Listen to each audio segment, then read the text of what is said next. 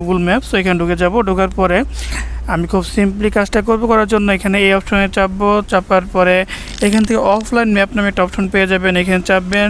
চাপার পরে দর্শক এখান থেকে সিলেক্ট ইউর ওন ম্যাপ নামে একটা অপশন রয়েছে, যেটাকে আপনাকে সিলেক্ট করে দিতে হবে। অর্থাৎ আপনি যে এরিয়ায় সবসময় চলাচল করেন সেটাকে আপনি কিন্তু ওই এরিয়ার লোকেশনটা কিন্তু আপনি ডাউনলোড করে রাখতে পারবেন। সো এটা করার জন্য এখানে চাপবেন। চাপার পরে দর্শক আমি এইখান থেকে সিলেক্ট করে দেবো আমি যে অংশে সবসময় থাকি, চলাচল করি।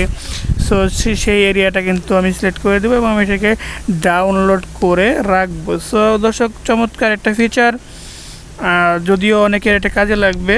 সো এখান থেকে এটা সিলেক্ট করে দেওয়ার পরে ডাউনলোডে চাপলে কিন্তু আপনার এটা ডাউনলোড হওয়া শুরু হয়ে যাবে। ওকে, একটু সময় নেন।